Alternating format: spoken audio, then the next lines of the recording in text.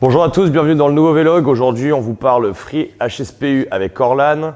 On se roule un peu par terre avec Enzo et on vous montre comment on monte un filtre Berkey parce qu'on a eu beaucoup de questions sur le sujet. J'espère que ça va vous plaire.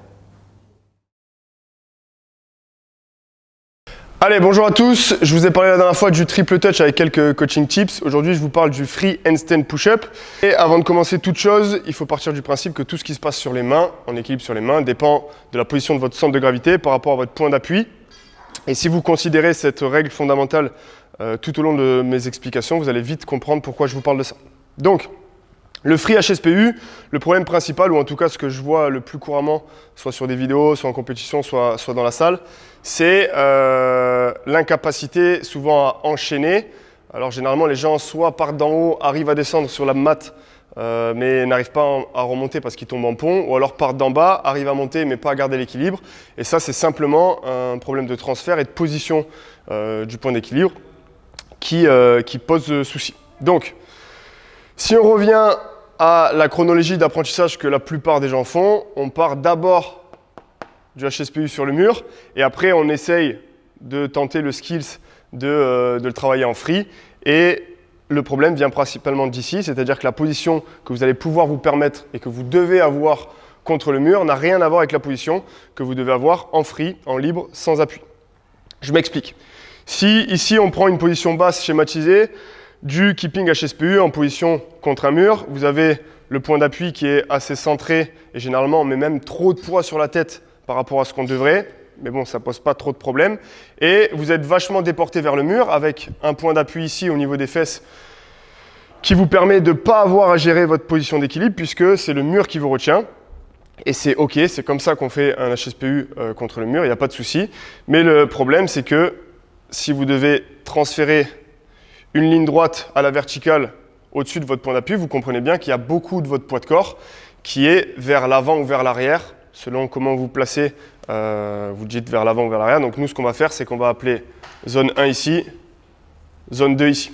Donc là, vous avez un maximum de poids de corps en zone 2 qui est contrecarré par l'appui au mur, mais qui pose problème quand vous basculez sans le mur et que vous commencez à travailler en free, puisque là, vous comprenez bien que par rapport à votre point d'appui, qui est à peu près au niveau de la mat, ça pose problème parce que ça vous entraîne en zone 2.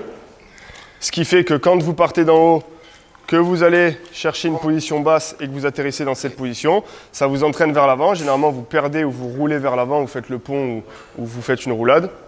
Et du coup, vous ne pouvez pas enchaîner une deuxième répétition. Donc, pour modifier ça, il faut d'abord comprendre la position d'équilibre que vous êtes censé avoir quand vous êtes en tripode. Le tripode, c'est la position d'appui qu'on est censé avoir au sol, même quand on est au mur, mais qui est indispensable et absolument pas évitable quand on ne travaille pas avec le mur. C'est une position de tripode, c'est-à-dire que vous avez vos deux mains ici en appui et votre tête en avant de vos mains, ce qui forme un triangle avec 3 points d'appui. Problème, la plupart des gens s'entraînent à faire des HSPU comme ça, voire carrément alignés entre les deux mains. Ce qui fait que quand on revient créer le tripode, ça pose problème. Donc, en considérant que vous avez les fondamentaux ici pour vos positions d'appui, la position fixe d'une position basse de strict HSPU en free, c'est celle-ci. Vous voyez que là, si je recrée une droite, vous êtes légèrement incliné et pas totalement à la verticale comme on pourrait se retrouver quand on est contre le mur, puisque encore une fois, on a un appui. Parce qu'il faut replacer votre centre de gravité qui est un peu décalé, mais quand on est debout, il est à peu près vers L3, donc à peu près au niveau de votre nombril. Il faut le placer par rapport à votre point d'appui, ce qui n'est pas du tout le cas quand vous êtes complètement appuyé contre le mur. Donc si vous considérez ça, que vous enlevez le mur et que vous venez créer une flexion pour créer un keep dans votre free HSPU, vous comprenez bien que le résultat, ça donne ceci, avec un maximum de poids de corps en zone 1, ce qui permet d'avoir un maximum d'appui au niveau des mains. Je ne pourrais pas vous donner un chiffre exact parce que ça serait vous mentir, mais j'aurais tendance à dire qu'on est à 70% d'appui dans les mains et seulement 30% au niveau de la tête, si vous voulez être efficace dans votre poussée. Donc, Pour ça, il faut qu'un maximum de votre poids de corps soit placé en zone 1 de manière à ce que vous puissiez effectuer un press correctement au niveau de vos points d'appui et atterrir dans une position d'équilibre. Ce qui permettra, quand vous allez enchaîner d'une position de handstand où vous êtes complètement sur les mains, ici, bon, le dessin direct c'était de l'improvisation, une position de handstand hold, vous allez fixer et viser à emmener votre tête devant pour former votre tripode et un maximum de poids de corps vers l'avant et pas complètement aligné comme si j'allais poser mes fesses contre le mur, de manière à pas vous déporter et perdre l'équilibre, puis rouler en pont ou rouler en roulade avant. Donc pour conclure, si vous voulez réaliser des free HSPU avec le plus d'aisance possible et systématiser votre réussite, vous devez respecter 1. Le tripode, 2. La répartition du poids majoritairement dans les mains, de manière à créer un press et un point d'appui correct, et la position en zone 1, qui est l'inverse de quand vous êtes au mur, quand vous êtes en position de free. Tu vois, mais entraîner ta chaîne logistique, elle dépend surtout de ta force max de base. C'est déjà un truc pour toi. Actuellement, c'est pourquoi? Parce qu'au niveau musculaire, combien de fois ça passe? Ouais, il y a combien de fois? Toujours que mes hanches soient face à lui. Là, j'ai perdu. Je ne peux me défendre que quand c'est au niveau de mes hanches. Donc s'il part par là-bas, mon objectif, c'est de pousser sur ma jambe pour me réaxer. Il part par là-bas, mon objectif est de basculer là.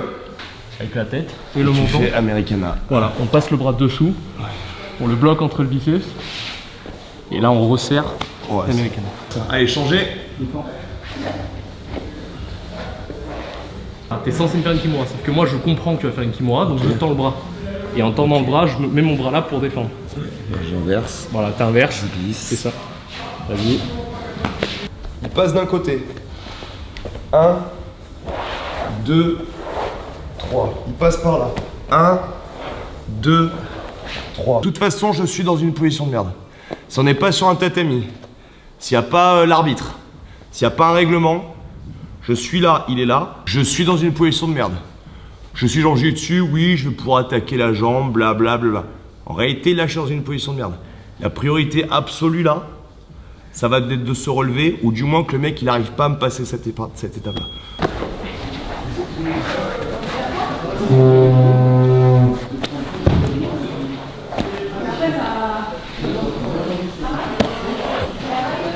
Ouais, je travaille.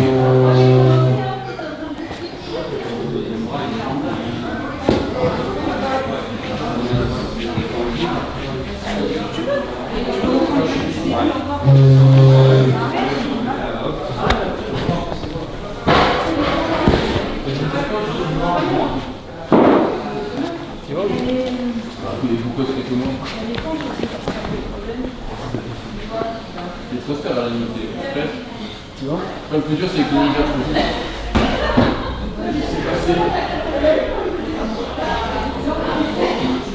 Là, vous pouvez par contre bien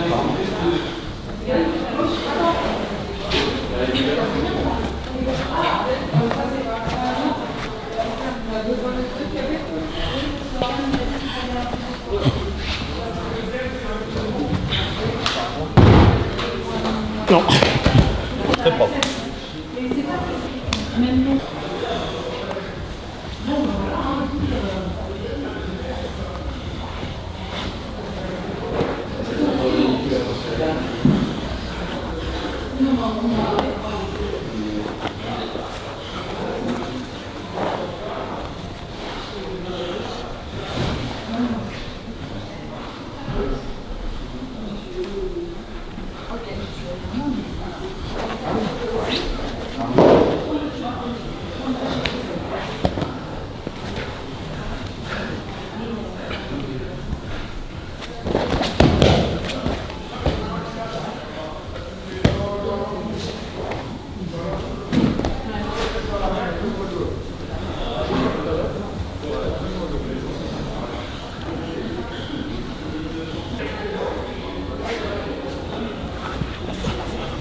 Ouais.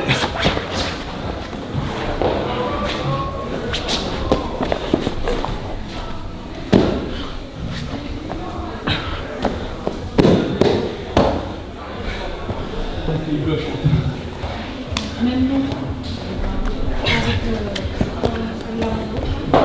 Travaille ta position. Travaille.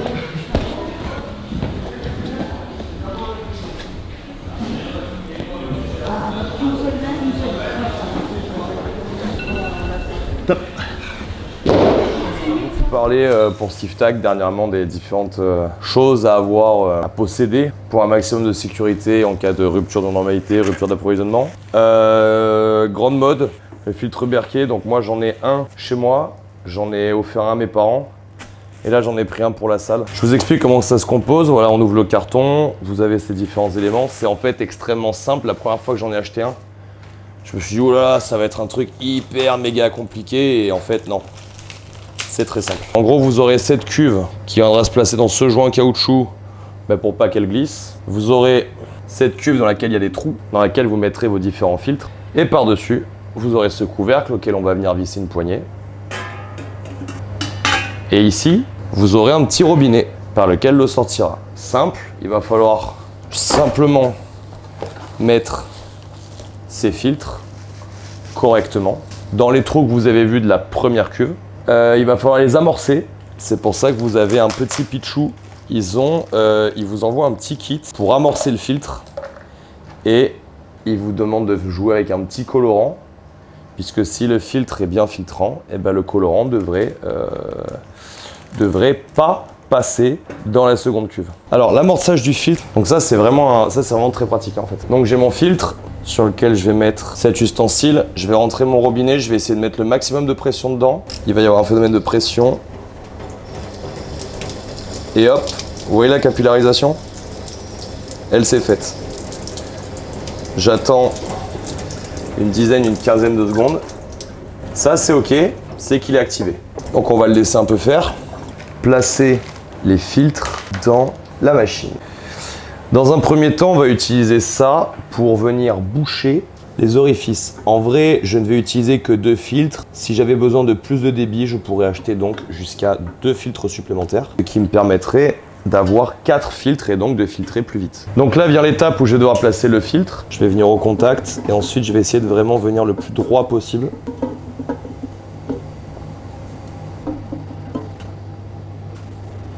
J'ai bien un phénomène de goutte à goutte, pas d'eau qui coule depuis mes joints, l'eau passe bien par capillarisation. Là, petit conseil, mettez-vous au bord. Là, je vais visser le pas de vis derrière, mais à la fin, pour pouvoir orienter correctement mon robinet vers le bas, le serrage final, je vais venir le faire délicatement. Je vais laisser mon robinet à 45 degrés. Je vais valider que mon robinet ne fuit pas. Pas besoin d'en mettre des tonnes. Est-ce que mon robinet est fonctionnel ? Magnifique. On en est à un niveau là de purification où la filtration, on peut la considérer comme une purification puisque ça va aussi retenir les virus. 11 500 litres prévus par filtre, donc une carafe comme ça, vous avez 23 000 litres à peu près de filtration, ce qui est quand même vraiment beaucoup. Durée de vie de 10 à 11 ans. Si vous ne l'utilisez pas pendant 15 jours, les filtres vont sécher, la capillarisation va plus se faire. Donc il faudra les réamorcer. Il n'y a pas spécialement à les nettoyer par contre. Si vous devez les nettoyer, c'est que vous les avez vraiment dégueulassés avec ce que vous avez mis dedans. Donc avec un jeu de 2 filtres supplémentaires, vous en avez pour 20-25 ans. Vous êtes quand même tranquille. Renseignez-vous sur tous les problèmes qu'il y a dans l'eau. Elle a beau être potable, il y a quand même vraiment beaucoup de médicaments, beaucoup de virus, beaucoup de saleté dedans. Ce genre de filtre est vraiment nécessaire à l'heure actuelle et quand bien même vous devriez filtrer autre chose que de l'eau du robinet, vous verrez que c'est quand même très utile. Rappel, 3 jours sans eau. Quick, j'espère que ça vous a plu. Bye bye. Là je vais balancer la pression. Ah ben voilà.